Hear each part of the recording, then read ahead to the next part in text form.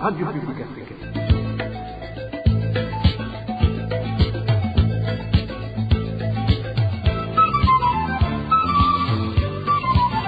Radio Publique Africaine.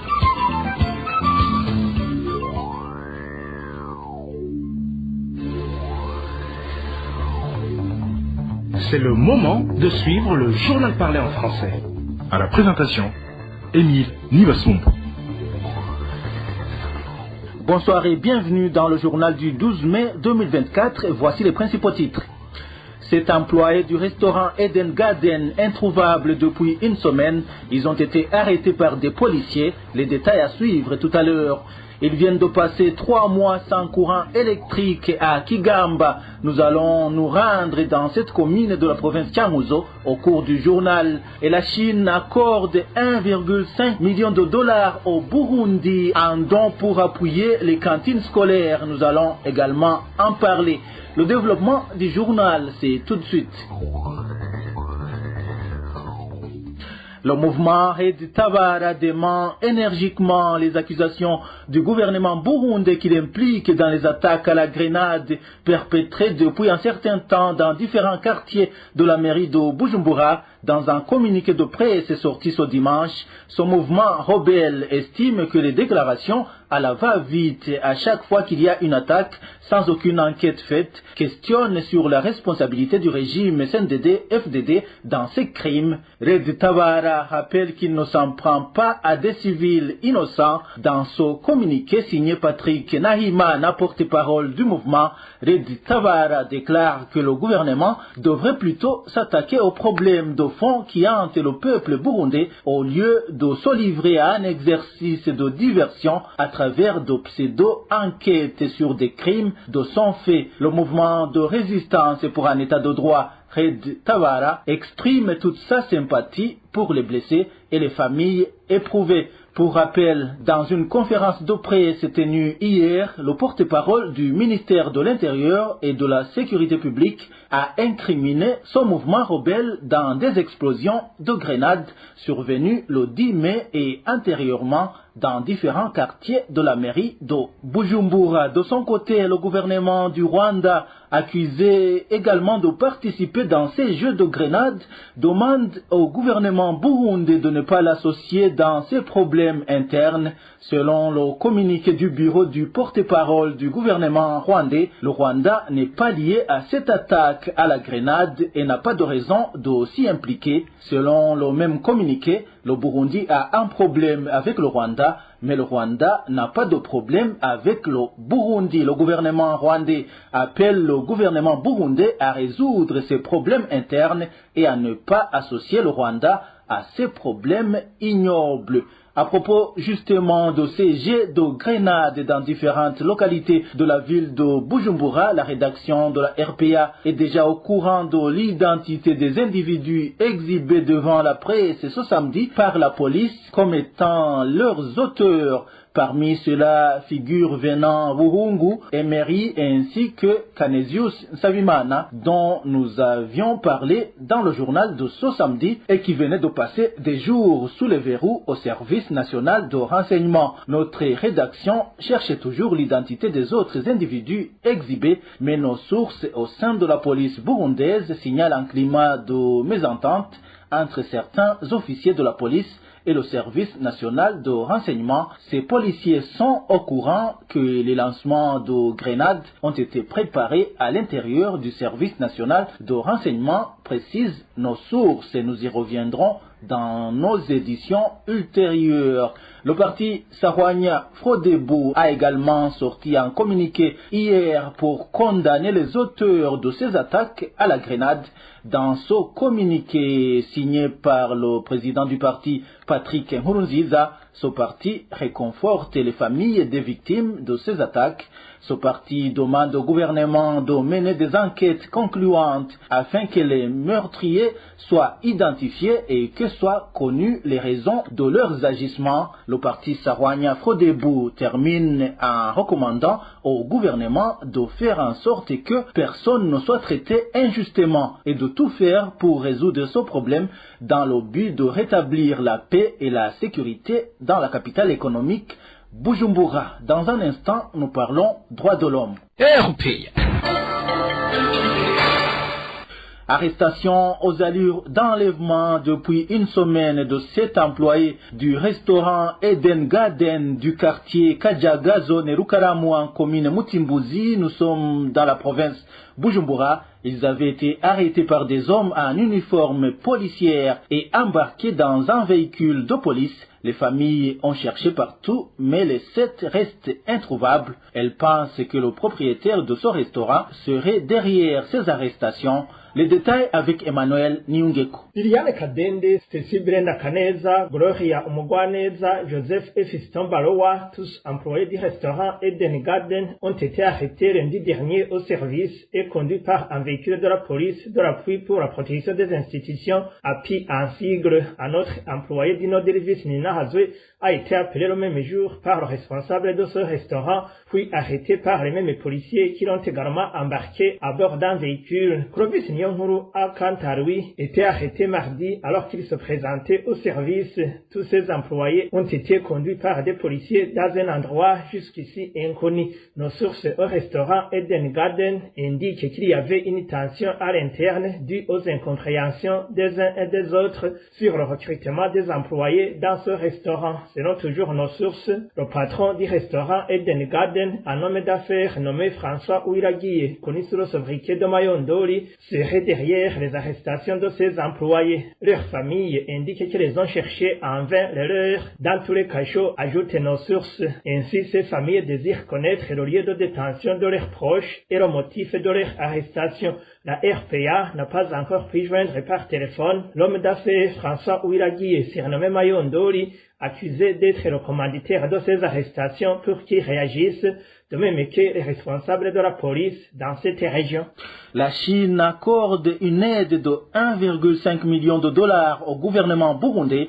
Cette aide devrait permettre d'appuyer le programme de cantine scolaire dans les provinces Bubanza, Bujumbura et Cibitoke, et cela pour couvrir toute une année scolaire. Eric Nyonzima. Surtout de 1,5 milliard de dollars du gouvernement chinois au gouvernement burundais. Le gouvernement chinois l'a donné par intermédiaire de l'agence chinoise de coopération internationale pour le développement. Le gouvernement burundais a reçu cette contribution via le programme alimentaire mondial des Nations Unies. Elle devra être utilisée pour fournir des repas nutritifs à des milliers de courriers au Burundi. C'est le communiqué du PAM sorti le 10 mai.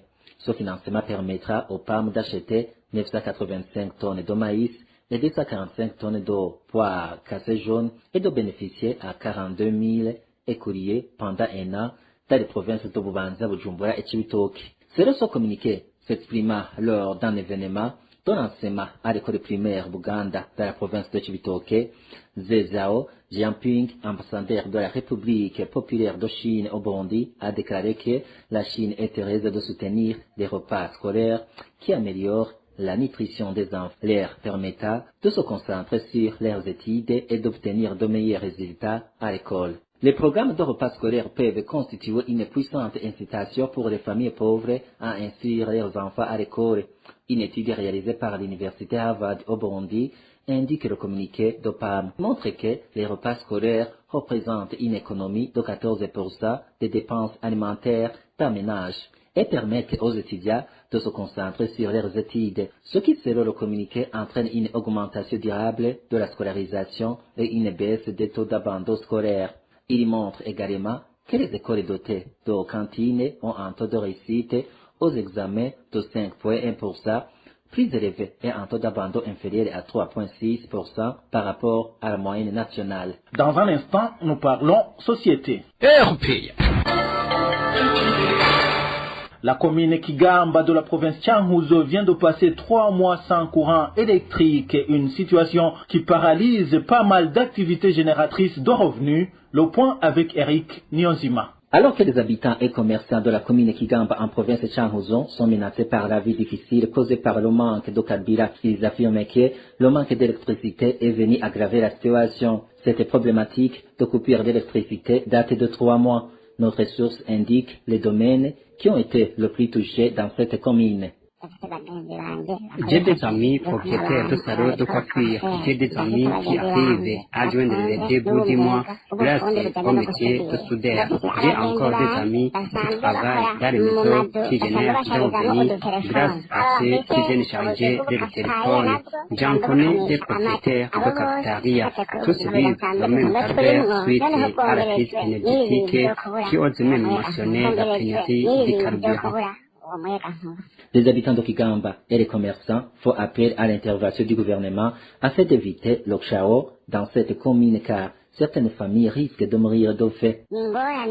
Nous sommes dans une situation trop compliquée. Nous faisons appel au gouvernement afin d'intervenir et de nous pallier à cette dégradation de l'accès à l'électricité. Sinon, ce sont nos enfants qui mourront de faim.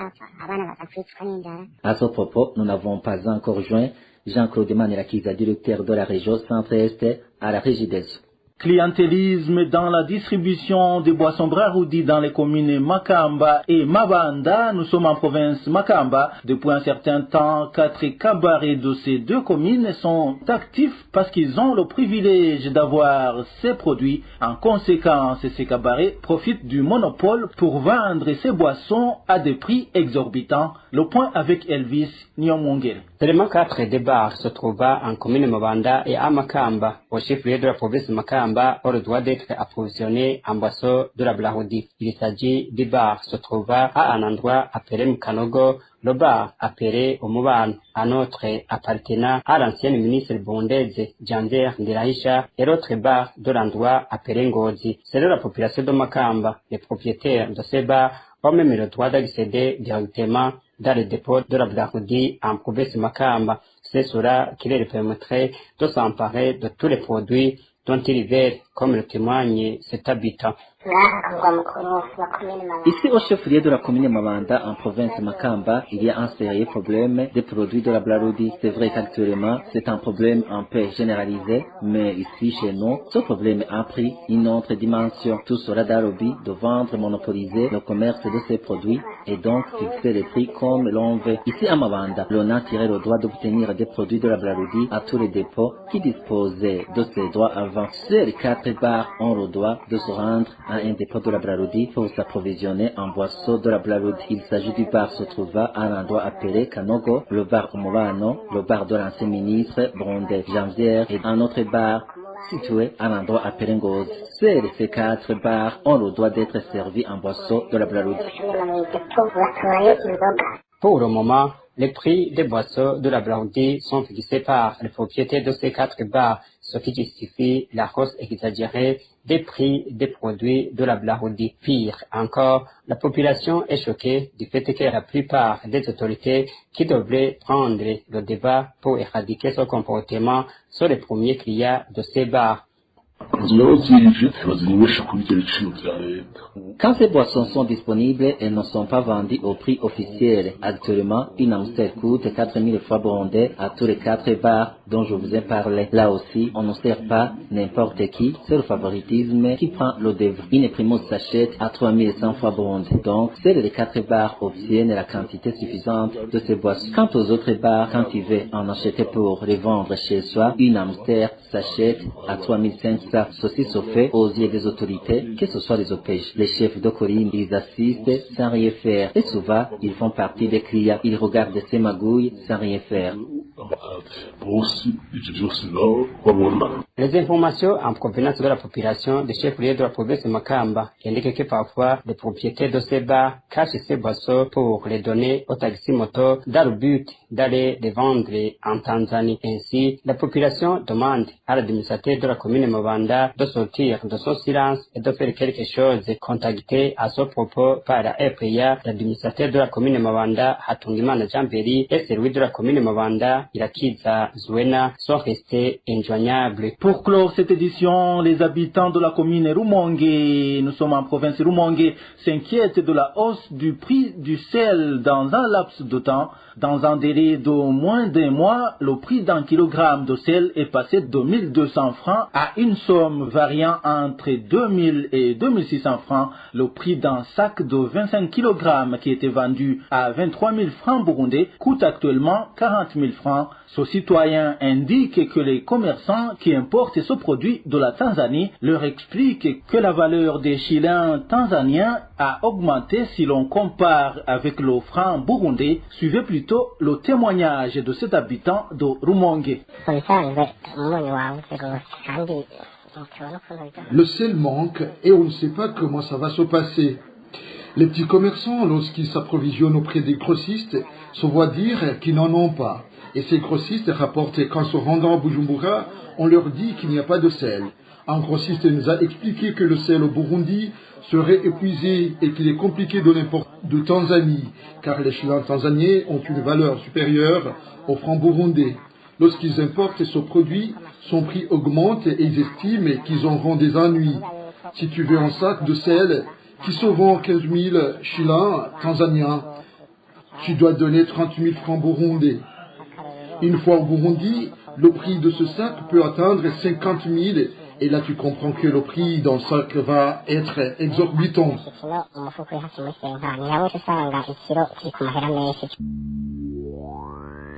Voilà, c'est par ce témoignage de cet habitant de Rumonge que nous clôturons ce journal du 12 mai 2024. Merci à vous tous qui nous avez suivis à la présentation. C'était Émile Niwasumba. Au revoir.